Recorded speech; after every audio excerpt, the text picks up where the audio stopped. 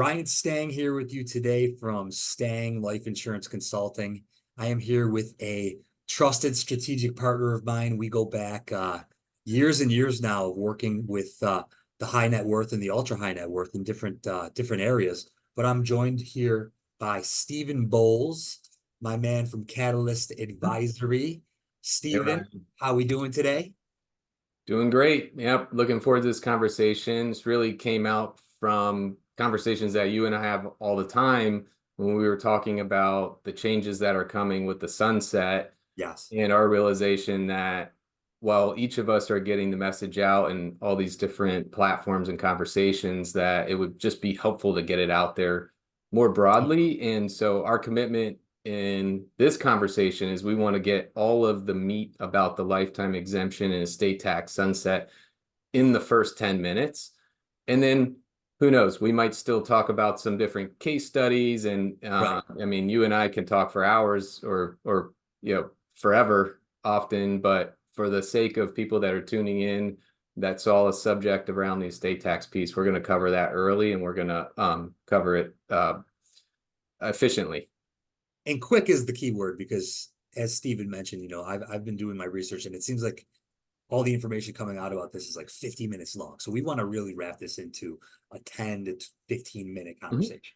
All right. And so what we are referencing, as Stephen mentioned, is the 2026 tax exemption sunset. In other words, it's a death tax for the wealthy. And Mhm. that's just keeping it real, right? That's exactly what it is. And Steven's going to elaborate that on more. So why don't we start off with just the basic question of what are the current lifetime exemptions, Steven? Yeah, let's cover that. I'm just going to share a screen real quick too, just to go through a couple of, a little bit of history and then what the exemption is. So you'll see up here that we have the estate tax exemption and lifetime gift tax exemption categories, as well as the annual gift tax exemption. So it's these numbers here, the lifetime gift and the estate tax exemption, used to be different. And so what that meant was during these periods of time, you could give away up to $1 million of your wealth of value without being subject to gift taxes. And then at passing, anything above 1.5 million would be subject to estate taxes. So you could give away $1 million during life and then another $500,000 at passing, or you could give away 1.5 million at passing and then be subject to estate taxes above that. Now, I'm going to use the term exemption to mean both of these numbers because these numbers came into alignment with each other in 2011. And they came into alignment at 5 million at that point. And if we go and fast forward to where we are today, come down here to this number, we're at 13.61 million as our exemption for both lifetime and at passing.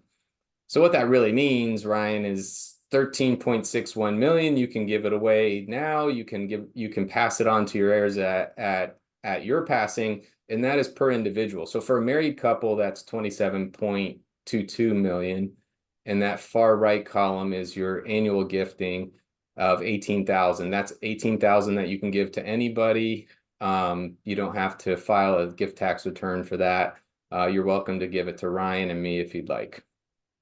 Awesome, man. So right now, obviously, things are as it appears, right? We're 2024, things are good. But when 2026 comes down, so that's January 1, 2026, explain the changes, or as we mentioned, the sunset that's about to take Mhm. place with these exemptions that are taking place. Yeah, so that's the big news is when the lifetime exemption was doubled during Donald Trump's administration in 2018 as part of the Tax Cuts and Jobs Act, it had a baked-in sunset, which we're coming up on. So what that means is when we go back and see when it went from 5.49 to 11.18, it was not going to stay at this number forever. It had increases for inflation baked into it, which is why it continues to go up.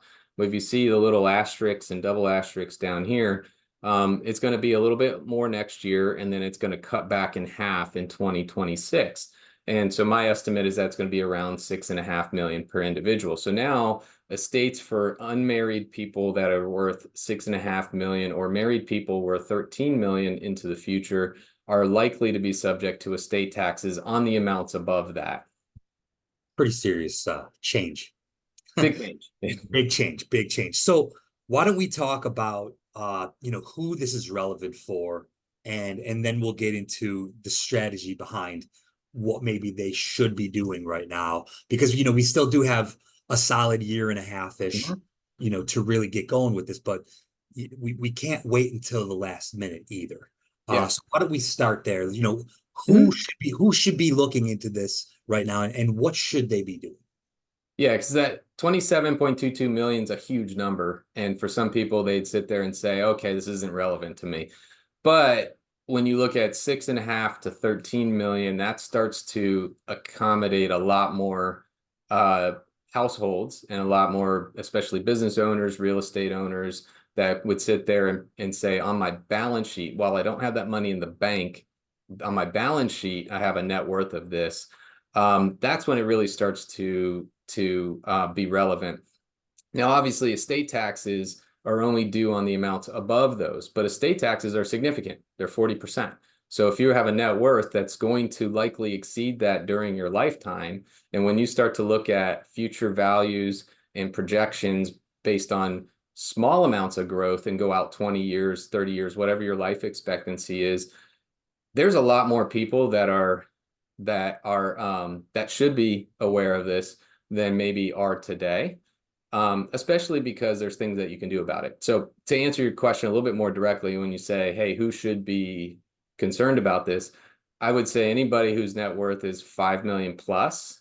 And the younger you are on the scale, then the lower, the closer to that 5 million number you can be at, and account for the fact that there's going to be significant growth. So And correct me if I'm wrong, but that 40% is only federal too, right? I mean, there's state taxes.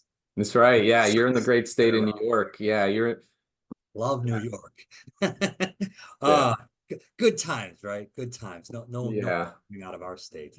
So let's talk about, the different strategies that we can bring to the table here. Mhm. Obviously, we need to get estate attorneys involved, rather. Mhm.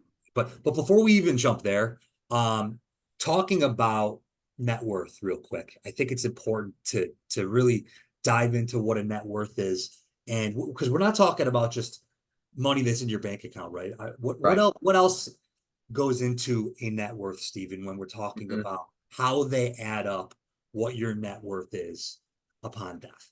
I think Yeah. it's a good question to throw at you. Yeah, definitely. So a lot of people think of net worth as liquid net worth. What could I get access to today? But when it comes to settling with the IRS, they're looking at all net worth, all liquid and illiquid assets. So anything that you own that's real estate's very illiquid. Business interests, interest in partnerships, all of those are going to get a value, and they're going to be subject to estate tax. So obviously, one of our options for how do you pay estate tax on our estates that are above those numbers, we're first looking for what are our liquid assets? What are our cash and marketable securities that can be turned to cash? Those are our first subjects for how do you come up with your estate tax. However, a lot of very high net worth families that are subject to estate tax, that's not how they built their wealth. They didn't save their way to wealth, and it's often very illiquid. And so the answer for them is, how do I come up with liquidity? Well, I'm going to be selling assets. If Right. I haven't done any planning, I'm going to start selling assets. Right. And then the other thing, I believe, right, if they have an asset that's a low valuation currently, but has massive growth potential, people need to be thinking about you know, Mhm. those factors as well when they're thinking about Oh, this. certainly. Yeah. So, I mean, going back to your question that you really asked was, what can we do about it? Well, one of the Yes. things that we can do about it is, since we're allowed to use gifting during our lifetime, we don't have to wait till our passing. So assets that that you believe are going to grow significantly over the course of your lifetime, that you can move out of your estate, can now grow outside of your estate without being subject to the estate tax. And so oftentimes one of the strategies for that is if you think super simplistically, you'd say, well, I don't want to give that to my kids. I don't want to give that asset, that control, whatever it is, to my kids. The good thing is you don't have to. So you can take that asset, you can move it into a trust that's irrevocable, that sits outside of your estate, that benefits them without giving them full control. And then that asset can continue to grow estate tax free. So if you think about it this way, Ryan, if you move an asset out that's worth $1 million today, but we used our exemption, we got it over here, all of that future growth is going to be outside of the estate tax purview. So if that $1 million property goes to 5 million over the course of your lifetime, you're super young, you got at least 40 years left, actuarially at least. Then over 40 years, it could easily be 5 million, right? All of that additional 4 million of growth is not going to be subject to that 40% estate tax. So that's just kind of a simple version of how you can gift assets into an entity without saying, hey, I'm going to give my kids this. Right. So action should be, being taken at this point. You know, being a, I'm not an estate attorney. I don't know the certain lingos, but I am a life insurance expert, and I know that life insurance really is brought to the table to really offset these the tax man, Uncle Sam diving in later in life to really make things smoother. Could you just explain really quickly how my industry is playing into, Yeah. helping the situation? Yeah, well, I mean, life insurance is liquidity when you need it most. So if you think about what we were just talking about, when does the IRS want to get paid? Well, it's 9 months after you pass. 9 months. I think what I said is you have to try to liquidate things. You don't because you're not here, but your estate is going to be trying to find liquidity. So when life insurance is owned, especially if you're high net worth and it's owned in a trust, now you have your liquidity. You have the ability to take and swap assets and get cash that can go to the IRS and still have the same, potentially the same value being passed on to your heirs as you passed away with. So if you were worth 50 million when you passed away and you had enough death benefit to cover the estate tax on your net worth, then you should be passing along 50 million, not some sort of haircut version of that. Right. And I know a lot of the conversations I've had have revolved around like, okay, if we don't have this liquid to pay the government, like we don't want to have a fire sale with our assets. Right. Just especially in a time of grieving too, right? Where it's not the easiest time in life with losing a loved one to begin with, but then to have to go and dive in and sell, stuff to make the government happy. It's not ideal. And then utilizing life insurance, pennies on the dollar to maybe make that right, seems like a great solution. So lastly, anything else, Stephen, that you think is, imperative that people should be doing to take action? Why don't we just let them know real quick and then. Sure. Yeah, I think the first step is just being realistic and saying, hey, if I have a net worth that's a few million right now, I don't have to necessarily figure out on my own whether or not I should be doing something. I need to talk to experts. So obviously talk to a trust and estates attorney if you have a good relationship with them. One of the things we do at Catalyst is we help flush that out for people. We do engagements on that front. Talking to Ryan will definitely help. Obviously, we're a good litmus test for those types of things. So that's important. It also helping make sure that your house is in order. Whether or not you need to do significant planning right now, the reality is your documents should always be updated and reviewed every few years. Awesome. Well, I think we're close to that timeline. So thank you so much, Stephen. I think this is really educational, and I think that it's going to prompt some people to open their eyes to this situation and get ahead of the curve here.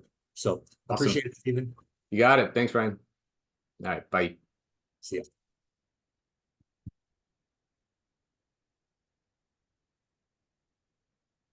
ya.